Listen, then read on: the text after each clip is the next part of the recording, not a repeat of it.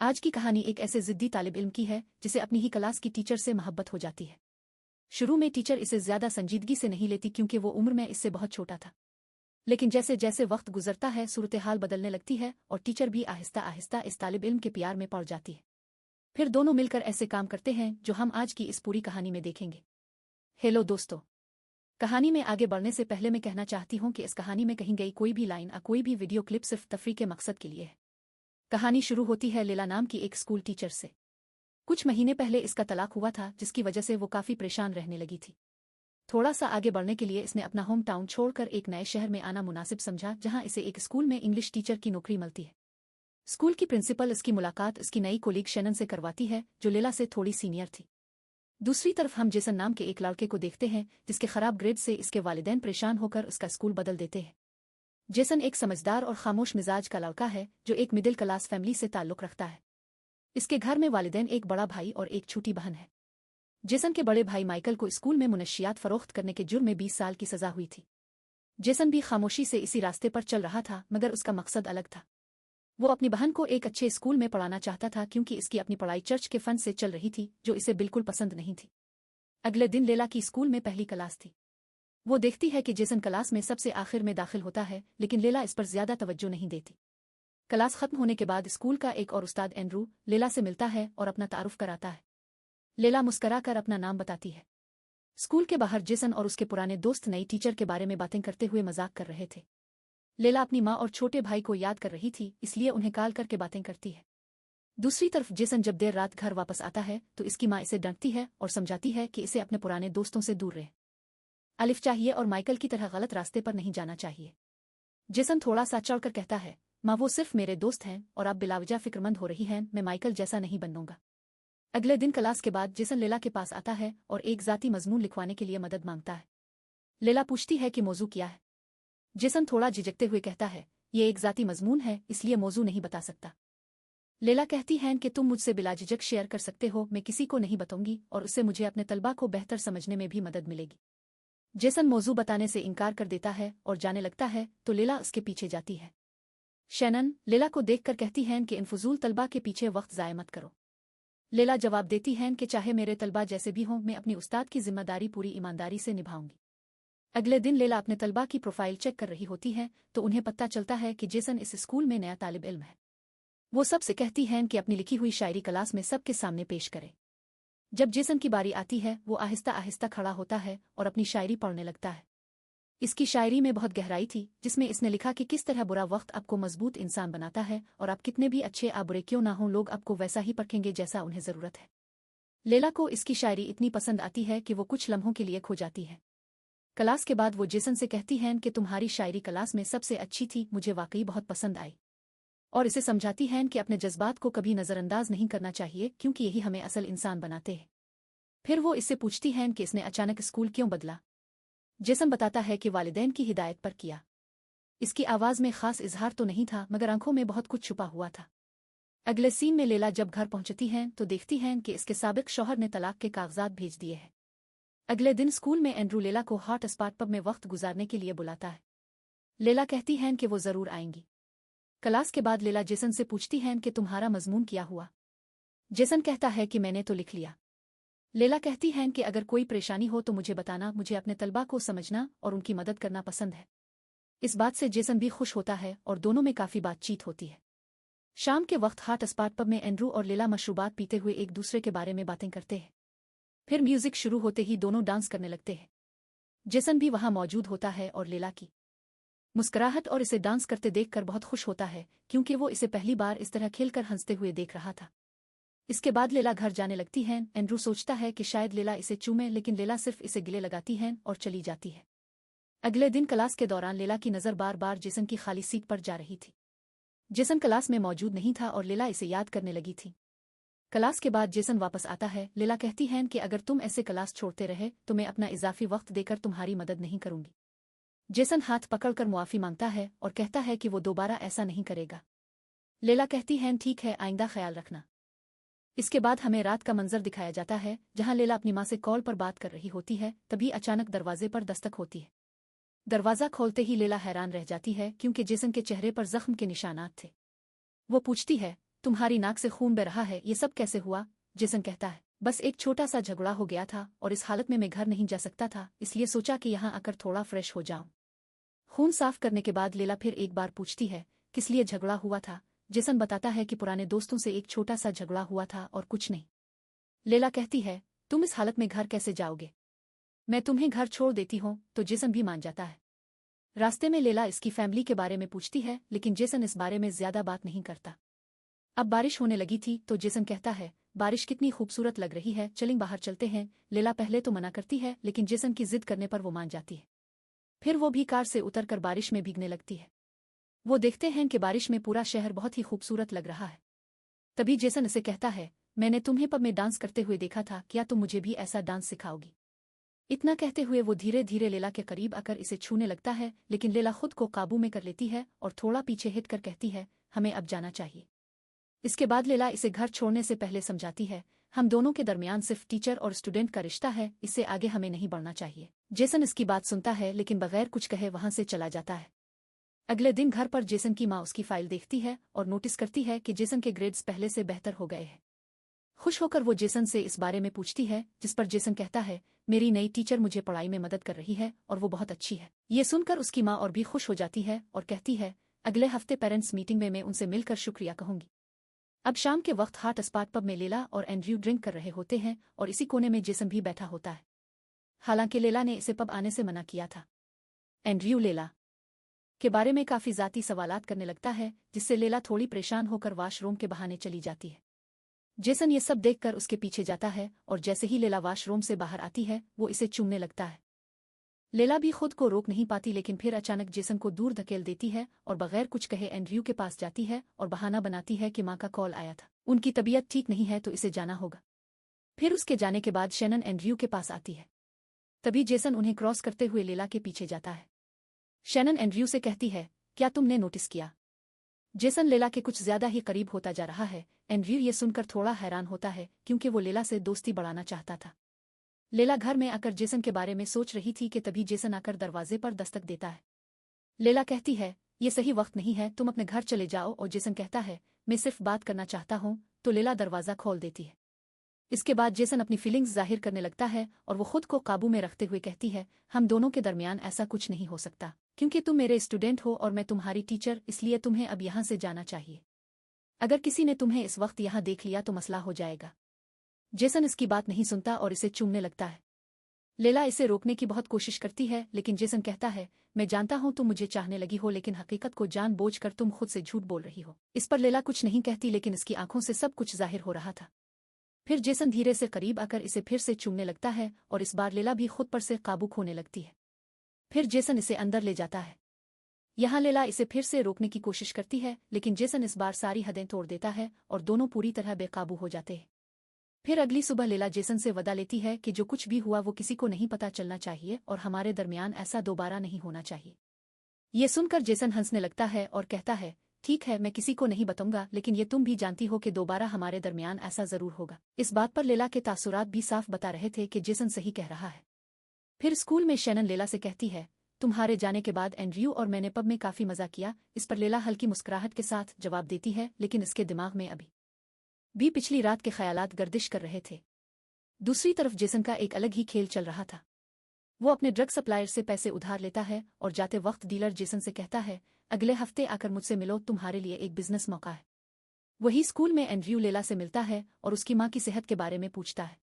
लेला कुछ कहने ही वाली थी कि तभी जेसन आ जाता है, तो लेला एंड्रयू से कहती है, हम बाद में बात करेंगे। ये कहकर वो जेसन के साथ चलती है। फिर क्लास के अंदर जाने के बाद जेसन बात करते हुए जब लेला को चूमने वाला था तो लेला इसे रोककर कहती है, हमें क्लास में ऐसा नहीं करना चाहिए, हमें सबके सामने ऐसे रहना होगा जैसे हमारे दरमियान कुछ नहीं है, और इसे वदा भी याद दिलाती है। जेसन कहता है, ठीक है, मैं समझ गया, लेकिन मैं तुम्हारे लिए एक तोहफा लेकर आया हूँ, अब अपनी आंखें बंद करो। तो लेला अपनी आंखें बंद कर लेती है। इसके बाद जेसन एक सोने की चेन लेला को पहना देता है, जिसे देखकर लेला को बहुत पसंद आता है। फिर वो कहती है, जेसन मैं तुम्हें बहुत पसंद करती हूँ, लेकिन हमारे इस रिश्ते को लेकर मैं काफी परेशान भी हूँ, क्योंकि तुम अभी भी कम उम्र हो, जिससे बहुत मसला हो सकता है। जेसन कहता है, हाँ मैं जानता हूँ, लेकिन मैं ये सब किसी को नहीं बताने वाला हूँ। हमने पिछली रात बहुत खूबसूरती से गुजारी थी और चाहता हूँ कि ऐसे लम्हात और भी आएं, इसलिए हम अगले हफ्ते फिर मिलने वाले हैं। लेला पहले तो मना करती है, लेकिन जेसन की जिद करने पर वो भी हाँ कह देती है। फिर रात को लेला अपनी माँ को बताती है कि वो किसी को पसंद करती है, लेकिन वो इससे उम्र में छोटा है। माँ कहती है, ठीक है, लेकिन ध्यान रखो, रिश्ते पर भरोसा करने वाला शख्स काबिल एतमाद होना चाहिए। अगले हफ्ते जेसन और लेला दोनों मजा करते हुए एक साथ वक्त गुजारने के लिए एक झील के किनारे जाते हैं। वहां पर दोनों इस रोमांटिक लम्हे को बहुत खूबसूरती से गुजारते हैं। जेसन पूरी तरह लेला के प्यार में पागल हो चुका था, लेकिन लेला इसे फिर से समझाती है, मैं शादीशुदा हूं और मेरी तलाक भी हो चुकी है। मैं तुम्हारे लिए सही नहीं हूं, इसलिए तुम्हें इससे आगे नहीं बढ़ना चाहिए। मगर जेसन कहता है, तुम जैसे भी हो, मैं तुम्हें बेहद पसंद करता हूं। इसके बाद दोनों एक दूसरे से मोहब्बत करते हुए बहुत सारी बातें करते हैं और जेसन अपने मोबाइल से कुछ सेल्फीज भी लेता है। इसके बाद दोनों झील में तैरते हुए बहुत मजा करते हैं और फिर वहां पर इंटीमेट भी होते हैं। कुछ देर के बाद दोनों थक कर वापस ऊपर आते हैं और फिर मोहब्बत भरी बातें करना शुरू कर देते हैं।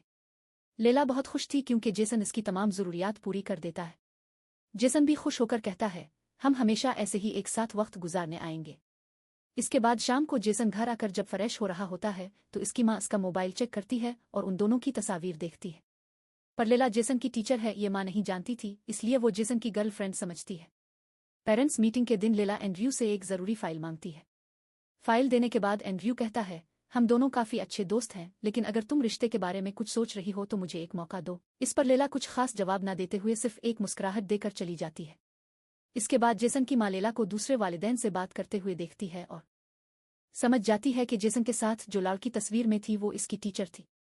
फिर लेला जब जेसन की माँ से बात करने के लिए अंदर बुलाती है तो जेसन की माँ कहती है, मैंने अपने बेटे को इस स्कूल में दाखिला इसलिए दिलाया ताकि वो बेहतर तालीम हासिल करे, पर वो तुम्हारे साथ वक्त ज़ाय करके अपना मुस्तकबिल खराब कर रहा है। बेहतर होगा कि तुम खुद ये सब खत्म कर दो, नहीं तो मुझसे बुरा कोई नहीं होगा।